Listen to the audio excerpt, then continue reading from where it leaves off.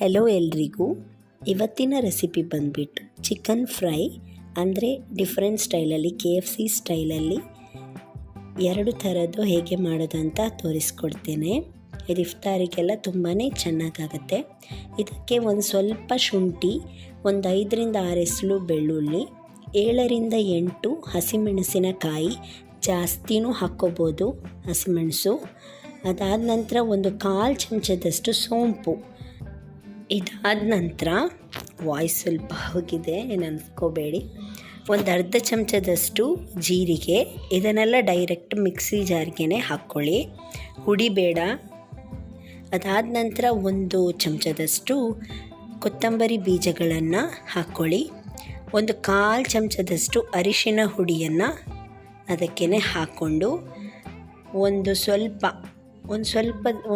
ಚಮಚದಷ್ಟು ಕರಿಮೆಣಸು, 2 ಚಮಚದಷ್ಟು ಲಿಂಬೆ ರಸ, ಒಂದು ಸ್ವಲ್ಪ ಉಪ್ಪು, ಇದಿಷ್ಟನ್ನು ಹಾಕಿ ಸ್ವಲ್ಪ ಕೊತ್ತಂಬರಿ ಸೊಪ್ಪನ್ನು ಹಾಕಿ ಇದಾದ ನಂತರ ಒಂದು ಸ್ವಲ್ಪ ರುಬ್ಕೊಳ್ಳಿ ತರಿಯಾಗಿ. ಮೊದಲಿಗೆ ನೀರನ್ನು ಹಾಕ್ಕೋಬೇಡಿ, ಅಂದರೆ ಎಲ್ಲನೂ ಚೆನ್ನಾಗಿ ಗ್ರೈಂಡ್ ಆಗಲ್ಲ. ಅದಕ್ಕೆ ಮತ್ತೆ ಒಂದು ಸ್ವಲ್ಪ ಪಲ್ಸ್ ಮಾಡಿಕೊಂಡು ಅದಾದ ನಂತರ ನೀರನ್ನು ಹಾಕಿ ಮತ್ತೆ ರುಬ್ಕೊಳ್ಳಿ. ಈಗ ಚೆನ್ನಾಗಿ ಪೇಸ್ಟ್ ಆಗುತ್ತೆ ಅಂತಷ್ಟೇ, ಮತ್ತೆ ನೀರು ಹಾಕೋದು, ಬೇರೆ ಯಾವುದಕ್ಕೂ ಅಲ್ಲ. ಈಗ ಚೆನ್ನಾಗಿ ಪೇಸ್ಟ್ ಮಾಡ್ಕೊಂಡಿದ್ದೀರಲ್ಲ, ಇದಾದ ನಂತರ ಒಂದು ಮೊಟ್ಟೆಯನ್ನು ಹಾಕ್ಕೊಳ್ಳಿ ಅಂಟು ಬರೋದಕ್ಕೆ ಚಿಕನಿಗೆ.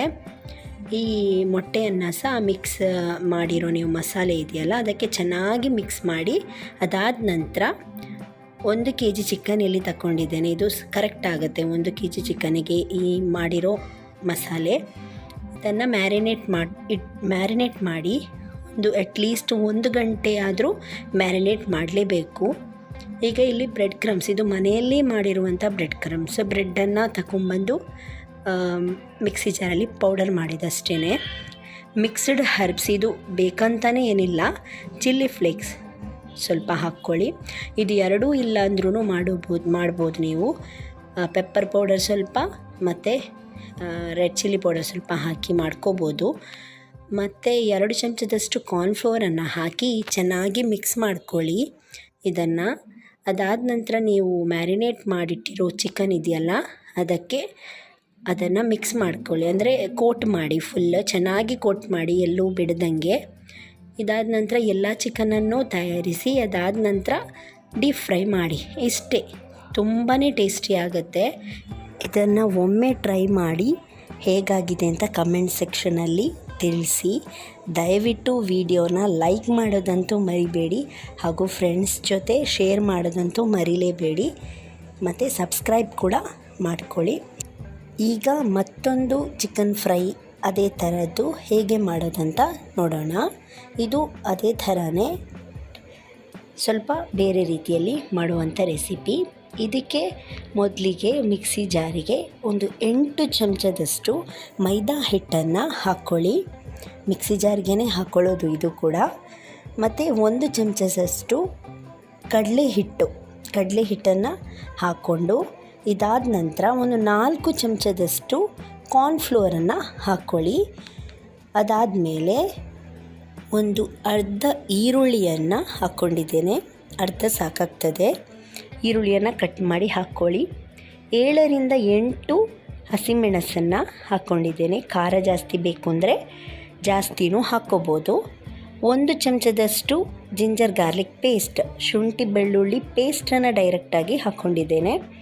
1 ಚಮಚದಷ್ಟು ಗರಂ ಮಸಾಲ ಹುಡಿ, ಅರ್ಧ ಚಮಚದಷ್ಟು ಕೊತ್ತಂಬರಿ ಹುಡಿ, 1 ಚಮಚದಷ್ಟು ಕೆಂಪು ಮೆಣಸಿನ ಹುಡಿ, ಇದನ್ನು ಹಾಕ್ಕೊಂಡಿದ್ದೇನೆ. ಅದಾದ ನಂತರ ರುಚಿಗೆ ತಕ್ಕಷ್ಟು ಉಪ್ಪನ್ನು ಹಾಕ್ಕೊಂಡಿದ್ದೇನೆ. ಇದಾದ ಮೇಲೆ 1 ಲಿಂಬೆ ರಸ, 1 ಲಿಂಬೆಯದ್ದು ರಸ ಬೇಕಾಗುತ್ತೆ. 1/4 ಚಮಚದಷ್ಟು ಅರಿಶಿನ ಹುಡಿಯನ್ನು ತಗೊಂಡಿದ್ದೇನೆ ಇಲ್ಲಿ.